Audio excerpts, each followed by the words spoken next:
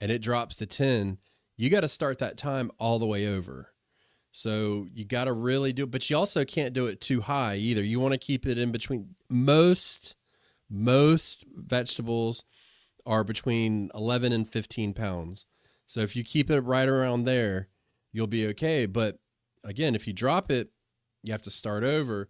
And the other thing too, when it comes into time and stuff like that, you got to let it cool. You have to let the pressure canner depressurize on its own completely before you Mm-hmm. take that weight off the top. So it's just a little Yep. bit more of a, I don't want to call it a time suck, but it's just more time intensive. Um, and the actual problem I have is washing that dial. That is my issue. But once you get all that figured out and you get a big batch in there, it's pretty much smooth sailing. It is a little scary at first getting into it, though. I will say that it's a little bit It nerve is. And wracking. I was intimidated a couple of years. And once I did it that first year, I was like, okay, I got it. There is the chance of over processing your food, Mm-hmm. cooking it longer than you really want it to. In the instance of, oh, it dropped below the 11 pounds for your area. I need to start everything back over again. And ironically, though, I feel like the most impact that it's going to have on what's in the jar is if it's Yeah. so now you have something that potentially cooked at least 1.5 times the amount of time, maybe twice as long. That happened to me with a chicken dish that I was canning. Had to start it back over, and I forgot about it. Ate it a few months later, and was reminded. Oh, okay. Yeah. It's, it's not Yeah. exactly. It didn't make it more tender. Let me tell you that. You can get definite Um, texture issues that way for yeah, sure. yeah. Yeah. I've done things like, again, this isn't from the garden, but I've watched people can like ground beef, like ground meat, and I just don't get it.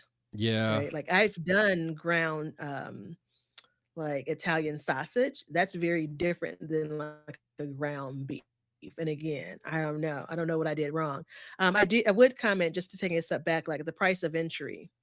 I think if you look at it, like Oh, if you already yeah. have a freezer, freezing is, maybe you're putting them in containers versus even buying plastic bags, right? Maybe you're not vacuum sealing, right? It can be a pretty cheap, kind of cost to enter if you already have a freezer. Drying is going to be as free gets, right? Unless you Compared get to a the price dehydrator. of a dehydrator, which are pretty reasonable. Yeah. Yeah. It's not new technology by any stretch of the imagination. Yeah. Water bath canning's And fairly then you have cheap the too. canners. Yeah. Water bath Mm-hmm. canning is cheap. You can use a stock. I use a Mm-hmm. stock pot. But you can Mm-hmm. also use, you can get like the actual water bath canner pot, which is like $40 or something. And then, your pressure canners, they're typically around 120 bucks, I would say. Oh no, they're much more expensive than that now. Is it? Well, yeah, inflation's kind of gotten it. Let me double Yeah, check. I'm gonna say in the U.S. in most big cities, you're probably gonna. I mean, I know that you can find them online, but I'm gonna say 250. Um, Sure. so the one that we recommend if you have a glass top stove, which most people do, right now costs $137 for the big one for a 23-quart pressure canner. So, and that's just one. If you want one that you plug in, then it goes up to like 300 bucks. But yeah, just the one that you put on your stove is about $137 for the big one, and then the 16-quart one is $112. So, I've never had a glass top yeah, stove. I don't know anyone that does yeah. have a So a glass lot top of stove. the deal is with pressure canners, if you have a glass top stove, which is very, very common, because we just tried to get a new stove, we want to get away from it, and it was actually not that easy.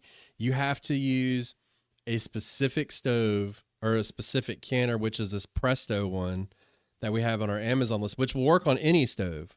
But the difference is as the heat builds up, however, it's flat bottomed, so it doesn't have that Mm-hmm. ridge in the middle. So the heat Mm-hmm. can't build up and build pressure underneath it, which can end up cracking your glass top stove. So it's just a safety measure. That being said, you could probably get away with it and it wouldn't matter, but I don't want to crack my stove. It's not worth a $600 stove. You know what I mean? Yeah. You got to can a I lot of have a green beans to regular make that cost up. I have a regular gas stove, and it's not glass top, and I have an all American canner, Yeah, and so I if think you've it. got a gas stove, you're good to go. I mean, Mhm. we don't have gas in our area, so but yeah. So you've got all, and when it comes to freezing, I highly recommend getting a vacuum sealer. Highly recommend it because it sucks the air out, seals the bags. You can make your own bags really cheap, and then it'll just keep them better longer. But all of these foods have a shelf life on them. But Mhm. freezing, I think personally, at most a year, they need to be consumed, whether you vacuum seal it or not. That's my personal opinion. I've had instances where we've vacuum sealed it, and for whatever reason, it gets air in it, and stuff will get freezer burn. If you vacuum seal it right, you don't really get that issue as much, but that's something to be aware of too. And there isn't a safety issue with freezer burn. It's just it doesn't taste as good. Like Yeah, it's yeah, gonna change the enjoyment of it. I very often eat things that are older than a year old in the freezer, but that's me. yeah. I'm a party of one, so there's that, and I tend to overbuy, over preserve when I do.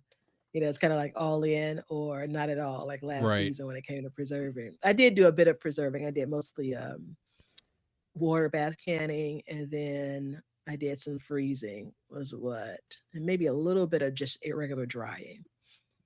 Now, when it comes to pressure canning, if you don't pressure can correctly, you can introduce bacteria, which causes botulism. And really, across the board, everything needs to be sterile. You need to take the steps in order to do it, and you need to seal it and do everything right. But the key is, and this is your disclaimer for this episode, and we'll do this disclaimer for every preserving episode we do where we talk about canning, is botulism cannot be seen, cannot be smelled, and cannot be tasted. And aspirin Yeah. in your mixture does not eliminate the chance for botulism. So that myth has been debunked and across the board is not accurate. So just be aware of that. When in doubt, when you open something, throw it out.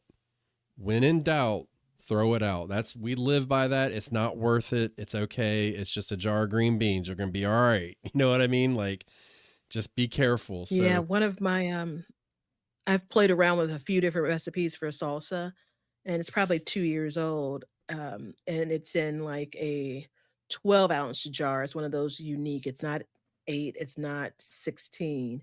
It's one of those kinda, tall, jars, and whenever that year that I canned the things, I had, like, a shelf fall and the contents fall, and so I broke a couple of jars of, guess what, salsa, and so it splattered onto other jars, and I thought I did a good job at cleaning them. So long and short, fast forward to this winter, I went and got one of the last of this is the really good tasting salsa, and it had, like, some tomato residue on it, and the lid was just a tidbit bent, and so I looked at it and said, yeah.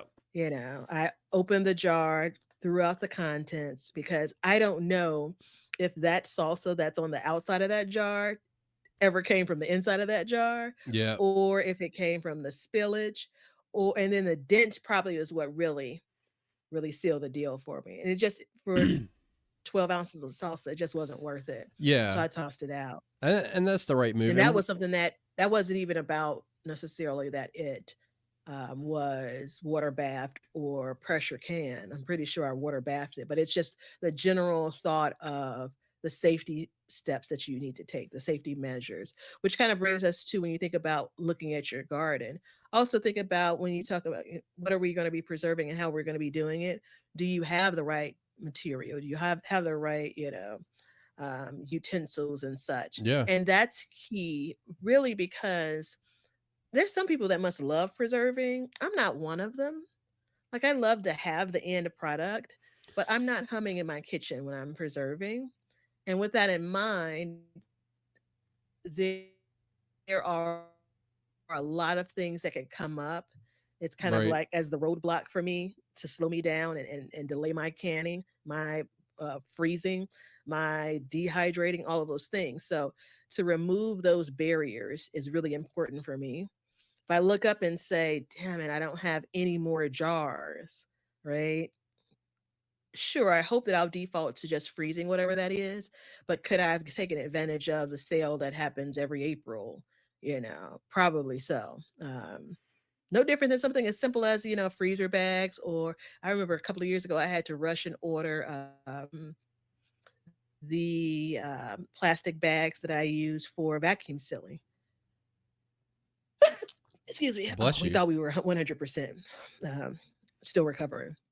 So I mean, I think it's just trying to be planful around those things as well. And Yeah. if you've never done any of it, I wouldn't say try to do all of it. Yeah. And I mean, I think too, we need to take just a second and say, first of all, you need to, highly recommend getting name brand jars. So I know you can get them cheap, and a lot of people use the cheaper ones. Hmm. I highly recommend using name brand jars. They last, and they just